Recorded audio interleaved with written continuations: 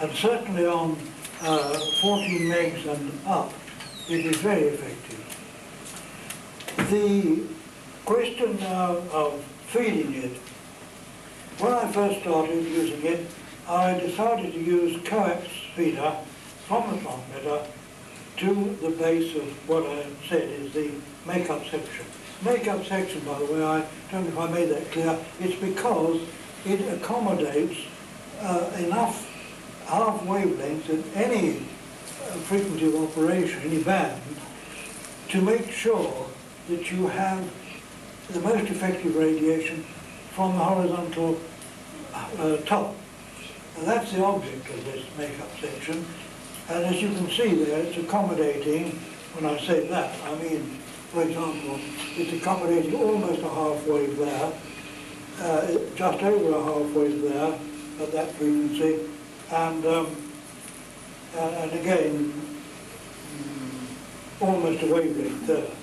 Now, that brings us to another point, and that is that quite a number of people, at talks I've given, have said, well, I use the 5RV antenna, I like it, but it doesn't work on 21 megs, at least not for me, they say. And so I say, well, you know, it must work on 21, there must be a reason for it. Now, the reason for it is that if you make any antenna system and its feeders resonant at a number of bands of frequency, you have to remember quite an important thing, that in feed lines, and this applies to any kind of feeder really, if you can just think for a moment, if you have an odd 1/8 wavelength electrically of any kind of antenna you're using with its associated feeder, you will have trouble. You will have trouble because equal or opposite numbers of half waves or quarter waves in a feeder and antenna system are perfectly acceptable because you can adjust the electrical length precisely by using an antenna system tuning unit. But if you think about it, an odd quarter wave or 1/16th of a wave is it's neither one thing nor the other. It is reactive, it's true, but it is very difficult to tune because, if you think for a moment, a parallel tune circuit is very good for synchronizing or tuning a system which is equal half wavelengths long or odd half wavelengths long or equal or odd quarter wavelengths long. But if you look, you can look in the handbooks and see that I'm not talking nonsense. You will find that when you get to a 16th of a wave or an 1/8 of a wave, you cannot satisfy that highly reactive condition by the use of either a parallel tune circuit or a series tune circuit. And this is where it falls down. So the answer to people who say, you know, I like my 5RV, but no good on 21 or no good on 18 or whatever, is try adding a meter or two of extra feeder, of whatever kind you're using, inside the station, or if you're very bold, cut a meter or so off. You see, I strongly advise adding it on, of course, first, because once you cut it off, you had it. But no, seriously, this fault can be overcome as easily as that. But you can't overcome it by using a balun. Remember, that's very important. And you will tear your hair out trying to do it with tuned circuits, with either the kind of aerial system tuning unit circuit I will show you shortly, or with one of these simple things, if you're using coax. This is only a lash up and it's just for demonstration purposes, and this is a simple, what we call a T filter, which is extremely effective for coaxial cable, which is not, for one reason or another, cannot be correctly terminated on all the bands that you're likely to use.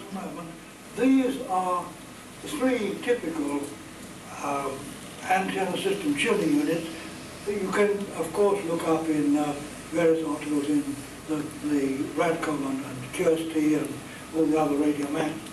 And you can look up, of course, in the textbook. But if you remember what I was saying, is that the object of these devices is to take a reactive load that may come back along the feeder, whatever kind of feeder it is.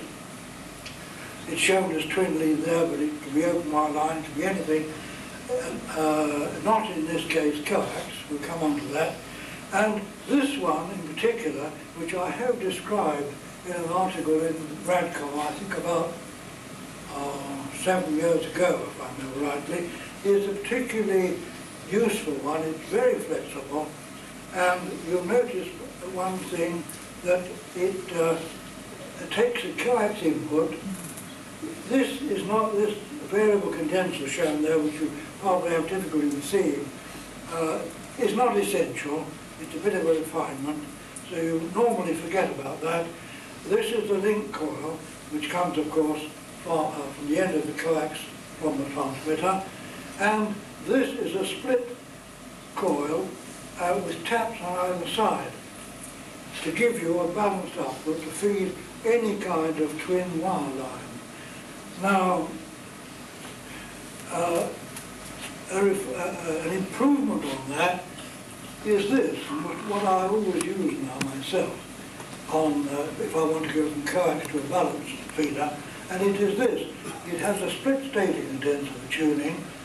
It has another condenser, as you see, between the split coil and then whatever kind of open wire feed you're using, or twin lead or whatever, comes off there. The beauty of this is that you don't have to fiddle about finding the correct tapping points for each band. And certainly if you have to change this coil for the various bands, it's a bit of a bother to do that. You can, of course, fit a twin wafer switch and select the taps, I know, but that's not always very convenient, and it adds a bit to the losses, inevitably. But this kind of thing, this condenser is not a tuning condenser, it is a condenser which electrically moves the tapping points, or instead of the tapping point, it moves the ratio between the inductance and capacity in the circuit in such a manner as to satisfy the reactive conditions at the station end of any feeder with twin wire feeder that you connect to it. So, I won't spend time on that, but just to draw your attention to it. And this thing, by the way, in contradistinction to a balun, is adjustable electrically. That is a great point. I know it's a bit more bother, but it's very much more efficient, very, very much more efficient than a balun, which is not looking into a pure resistance load. And that, in our amateur stations, is a very unlikely thing, unless you have a dedicated antenna, like a dipole with a suitable feeder for a particular band. This sort of thing is very much more practical. And that's another story. I thought you might be interested to see this, which is, you know, from the ridiculous to the sublime, really. This is a section of coaxial cable used on high power, particularly short wave broadcast transmitters and such like. This is capable of taking something like 200 kilowatts of power. And if you really want to go QRO, of course, you can use this. This is just a short section of it, of course, and that you can put about 500 kilowatts into and get away with it. But that's a little bit far from what we're likely to do.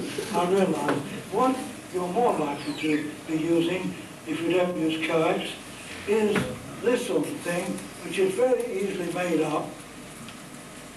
And I have described this in an article on a 5RV antenna, it's very, very efficient indeed.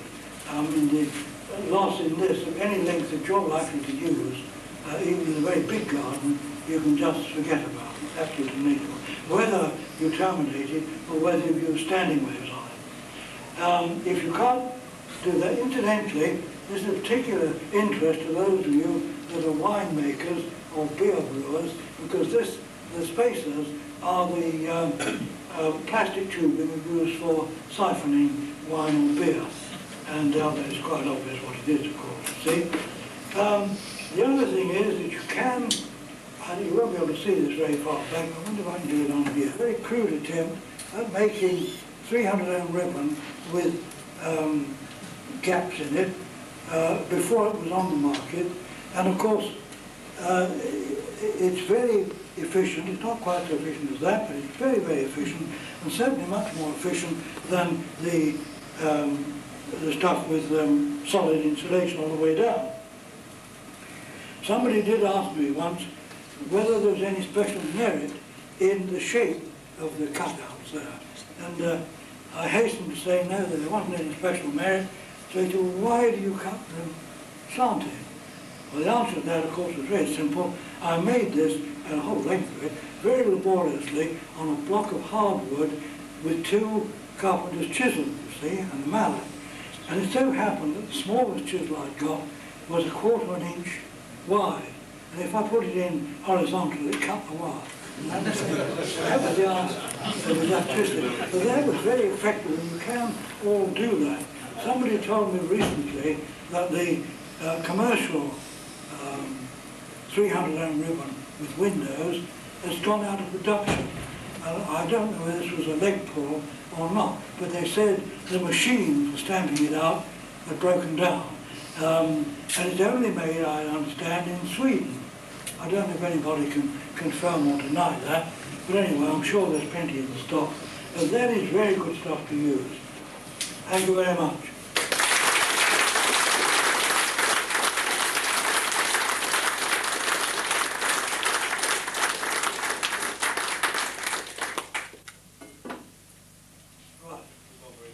I've got the best job on it.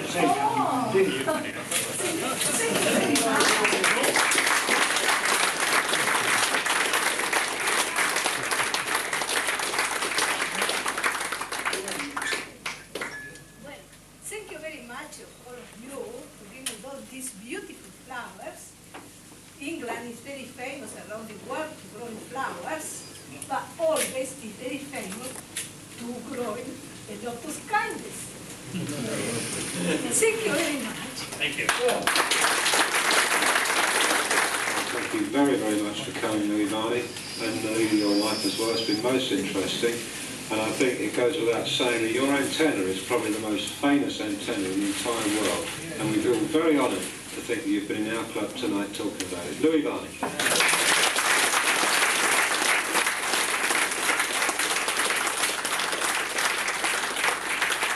Before we do close, we want to do the raffle. Thank you very much for contributing to the raffle tonight for reasons which you know of. Bill, would you like to ask the leader to pull the first ticket out the box, please? Over there. Over this way. Go to the close your eyes and take it.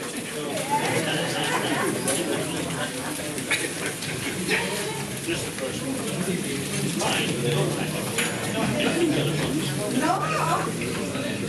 On yellow, 4949. 49 yellow. 49 yellow. Oh, David? Fiddle. Give him on it. You've got to put it back, Bill. right, thank you. Put it back. Go get your prize. You do it. Got two for the price of one. 49 again. Is he running back? 494 on green. That's a 494 on green. Second prize. Right. You come this way and take a ticket out, please.